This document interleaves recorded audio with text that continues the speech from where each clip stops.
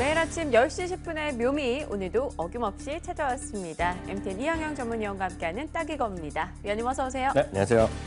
네, 오늘 이 날씨도 좀 흐리고요. 좀 네. 기분 좋게 얘기 좀 해보고 싶어요. 어떤 주제입니까? 네, 오늘은 어저께 이제 정부에서 발표난 건데요. 네. 가계부채 종합 대책. 아하. 오늘 이거에 대해서 어저께도 물론 뉴스 보신 분 계시겠지만 이거가 주시장에 영향이 있거든요. 네. 그래서 오늘 그 얘기 좀 해보겠습니다. 네, 뭐 벌써부터 종목별로 조금 영향을 미치고 있습니다. 이 가계부채 종합대책, 이 핵심 내용부터 한번 살펴보죠. 네, 이게 보면 누가 발표했는지 보셔야 되는데 이게 혼자 발표한 어느 한 부처가 한 것이 아니라 금융위원회, 그리고 기획재정부, 한국은행이 공동으로 해서 지금 네. 1,100조 원까지 늘어난 가계부채를 종합적으로 관리하겠다 이런 거 나왔는데요. 네. 크게 보면 몇 가지 큰 그림에서 나오면 현재는 일시상 한 번에 뭐 사거나 아니면 거치식 위주거든요. 네. 3년 내지 5년 거치했다가 이자나 원금 같이 갚는 건데 그것을 네. 원칙 분할 상환으로 가는 것이고요. 통상 3년에서 5년을 1년 이내로 단축 유도하겠다는 얘기가 거치 되겠죠. 기간을요? 네, 그렇죠. 네. 그리고 가장 중요한 건 뭐냐면 여태까지는 뭔가 살 때, 집을 살 때 담보 중심. 그러니까 내가 소득이 얼마 버는 것도 중요하지만 네가 산 집 가치가 얼마냐. 아하. 뭐 10억 원이다, 20억 원에 맞춰서 그걸 하는 것이 중심이 됐는데 이제는 그것이 아니라 상환 능력. 집이 아무리 작더라도 돈이 많이 벌어야지 그걸 갚을 거 아닙니까? 좀 깐깐해진 거네요. 아니, 그렇죠. 네. 상환 능력을 중심하는 것이 일반적으로 되겠고 여태까지 신고소득 광범위하게 인정했는데 이제 좀 까탈스럽게 증명을 잘하겠다. 이런 정도의 원칙을 갖고 오늘 어제 발표가 나왔다라고 이해하시면 되겠습니다. 네, 일단 뭐 가장 주요한 골자는 대출자에 대한 심사를 좀 까다롭게 좀 더 강화했다라는 건데요. 어찌 보면 뭐 규제 강화 성격도 살짝 띄고 있는 것 같고요. 네. 근데 중요한 거는요, 이 기존 정부 입장과 다르기 때문에 많은 이들에게 좀 비판을 사고 있습니다. 어떤 점이 좀 달라진 거죠? 저는 물론 비판의 목소리도 있어요. 왜냐하면 갑자기 손바닥을 더 뒤집듯이 네. 내용을 하는데 저는 물론 그럴 수도 있지만 저는 어떤 올바른 방향으로 가기 위해서 과거의 정책을 좀 바꾸는 거 그러니까 정부 정책이 있다라고 정정한 거다 이렇게 보시는 거죠. 저도 마찬가지. 네. 저도 이제 주식 관련 투자 전략을 하고 있지만 제가 말한 거 틀리면 또 인정하고 이거 바뀌었다. 예를 들어서 하이닉스가 좀 안 좋다고 제가 한 달 전부터 바뀌었잖아요. 네네. 그러니까 그런 것들 뭐 좋은 거든 안 좋다도 좋게 할 수도 있고 그래서 약간의 정책적 전환을 나쁘게만 볼 것이 아니라 지금이라도 좋은 방향으로 가고 있다. 비판적인 시각이 많았는데 그런데 뭐 저는 긍정적으로 일단은 해설하고 싶네요. 네, 알겠습니다. 근데 이런 가계부채가 1,100조 원까지 늘어나다 보니까 이제 정부 측에서 그간은 좀 낙관적으로 보고 있다가 현재는 좀 뜨거워한 상황인데요. 네. 실질적으로 가계부채가 늘고 있는지 뭐 수치나 차트가 있습니까? 지금 우리 박명 앵커가 역시 딴지잖아요. 수치가 없으면 믿질 않잖아요. 믿지 않아요. 그래서 네. 수치를 딱 보여드리겠는데 두 가지 가계부채가 얼마나 늘어나고 있는지 보여드리겠는데요. 여기 위에 보이는 것은 주택담보대출이 되겠고요. 네. 약간 파란색 위에서 좀 내려왔다 좀 신용대출. 이건 신용대출인데요. 아시죠? 신용대출은 담보 없이 그냥 내가 얼마만큼 버니까 해달라 이런 거거든요. 네. 신용대출은요 7.3%가 올해 늘어났고요.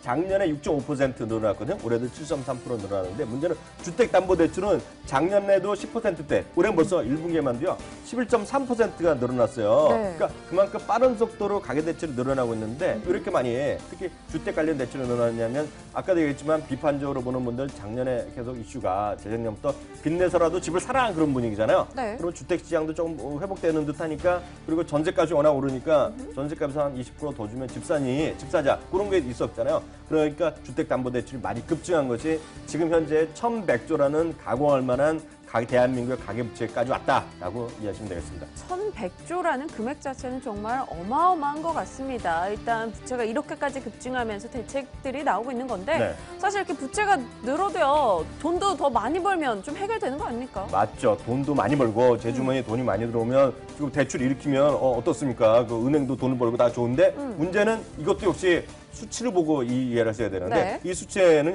나온 게 한국은행 얘기고요. 금융위원회 자료를 갖고 한국투자증권에서 만든 자료를 인용했으면 돼요. 요 짙은 파랑이 부채네요. 짙은 파랑이요. 가계부채가 증가한 건데요. 보세요. 2010년에 4.9%, 2013년에 5.6%, 작년에 6.2%, 올해 더 올라가 된다고 네. 얘기했잖아요. 근데 보세요. 옆에 약간 흐릿한 거 있죠? 이건 뭐냐면 흔히 해서 가처분 소득입니다. 그러니까 예를 쉽게해서 내 주머니에 돈이 얼마 들어왔는지 이거거든요. 네. 그 증가율이 더 낮잖아요.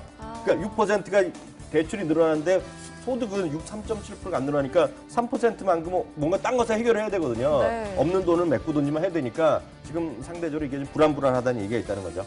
네, 실질적으로 주머니에 들어오는 소득은 줄고 있는데 부채에 대한 부담은 점차 늘어나기 때문에 우리들의 삶이 또 이렇게 팍팍하지 않나 이런 생각도 살짝 해보는데요. 네. 사실 그럼 집을 구매하려는 분들에게 그들의 입장에서 네. 정말 명쾌하게 좀 답을 주세요. 딱 바뀌는 거 요거다. 뭐가 있습니까? 딱 비는 거 중에 말씀드리면 네. 앞으로 이제 여태까지 집을 사더라도 넉돈이 없더라도요. 집 사면 되거든요. 그리고 3년에서 5년 동안 이자만 내면 되거든요. 그러니까 약간 돈이 당장 안 필요하더라도 사놓고 예를 들어 월세 요즘 인기 있잖아요. 네. 월세 주면 된다는 생각하시는 분들 잘 생각하셔야 돼요. 왜냐하면 거치 기간이 1년 이내 없거나 바로 하거나 아니면 1년 이내로 축 선다니까 아하. 월세 받고 이거 하고 세금 이 원금까지 갚으려면 머리가 아플 수 있고요. 정신 없네요. 네. 계속해서 말하지만 소득 증명이 깐깐해진다는 거. 그렇기 때문에 여태까지 한 1,000만 원 받을 수 있는 사람이 800만 원밖에 못 받다는 얘기인데요. 다만 여기서 유의하실 것이 당장 시행하는 것이 아니라 2016년 1월입니다. 그러면 어떻게 되겠어요? 하반기에 네, 몰리겠네요. 그러니까 집을 사려는 사람 그리고 집을 팔려는 사람들도 올 하반기 빨리 하려는 생각이 있겠죠. 그러니까 네. 올 하반기에 관련된 특수가 일어날 수도 있겠죠. 그럼 그 관련된 특수를 찾는 게 저희 코너지 않습니까? 맞습니다. 뭐 건설, 건자재, 뭐 은행 이런 얘기 굉장히 많이 나오고 있는데요. 네. 어디가 수혜주고 피해주고 좀 나눠볼까요? 그러니까 이거 주식이 정말 어렵습니다. 왜냐하면 불과 열흘 됐나요? 열흘인가? 일주일 됐나요? 네. 경제 대책을 발표하면서 이런 얘기 했었잖아요. 우리나라에 30년 이상 노후된 주택이 전체적으로 400조가 넘는데 이거를 이제 재개발을 할 수 있다는 것은 건자재들 그건 괜찮았지만 네. 건자재들 폭등하고 일부 건설주도 중소형도 막 그냥 올라갔거든요. 페인트주까지만 올라간 거 맞아요. 보셨을 텐데요. 무차별적 상승이 있었는데 여기에 일단 제동이 걸릴 수밖에 없다라고 일단 말씀드리고 싶습니다. 1차적으로는요. 재건축 아파트들 보면 한 집 한 집이 다 해결돼야 되거든요. 네. 그러니까 그런 것들에 대한 가격 조정 가능성이 있어 보이고요. 이에 따라서 재건축 사업 자체의 수익성이 떨어질 수 있고요. 그러니까 재건축을 하겠다고 시행이나 시공하겠다는 사람 입장에서 보면 약간 머리 아파질 수 있다라고 보게 되어 있고요. 뭔가 지연되면 대출에 대한 리스크가 분명히 있거든요. 그러니까 건설사도 머리 아플 수 있습니다. 그렇기 때문에 증권가에서는 일반적으로 큰 문제 없다라고 얘기하고 있지만 부동산 업계에서는 상당히 조금 악재 인식을 하는 것이 맞고요. 저도 일단은 호전이 악재에 보면 일단 기본적으로 악재 인식하는 것이 맞죠.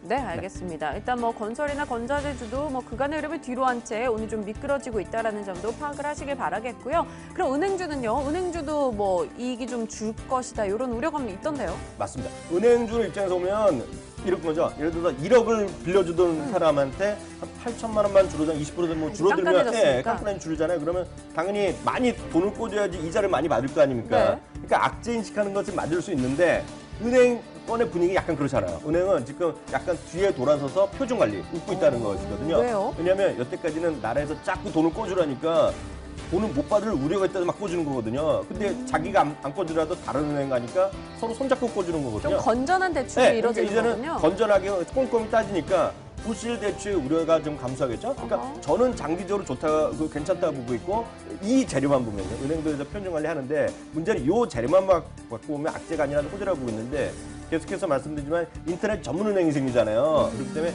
큰 트렌드에 봐서 기존 은행이 좀 좋을 게 없다는 생각 갖고 있기 때문에 이 재료만은 호재지만 장기적으로 보면 워낙 좀 먹구름이 몰려오고 있다? 이런 생각을 갖고 있습니다. 네, 건설, 건자재, 은행 어느 쪽에서도 위원님이 이거다라는 이야기를 안 주셨어요. 위원님의 탑픽 종목 질문을 드릴 수밖에 없겠네요. 어떤 종목입니까? 이건 솔직히 저의 개인적인 탑픽은 아니고요. 네. 제가 이제 증권사 자료를 다 찾아봤더니요.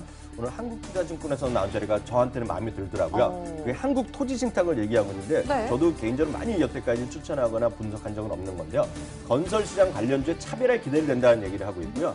한국토지신탁이 뭐냐면 예전을 들어서 부동산 업자나 그 회사가 다 주택 땅을 산 다음에 네. 다 분양하고 이걸 다 해야 되는데 한국토지신탁은 이걸 신탁 업무를 하는 거예요. 땅 갖고 대신? 있는 사람한테 가서 개발해주고 분양해주고 퍼센트 받는 거거든요. 수수료. 네, 수수료 받는 거기 때문에 안정돼 있죠. 그러니까 앞으로 이런 수익 사업이 이런 것들이 갈수록 많아지기 때문에 그런 쪽에서 독보적이다. 그래서 한국토지신탁이 부동산계의 펀드 매니저라고 한국투자증권 얘기하고 있는데 저도 거기 한 표를 올리고 싶다 이렇게 말씀드리겠습니다. 네, 알겠습니다. 오늘 가계부채 종합대책에 관련해서 이야기를 나눠봤습니다. 쭉 한번 핵심 내용들 짚어봤고요. 그 가운데서 이항영 위원님이 관심 갖고 있는 종목으로는 이 한국토지신탁 이야기해 주셨으니까요. 여러분 한번 살펴보시길 바랍니다. MTN 이항영 전문위원과 함께했습니다. 위원님 고맙습니다.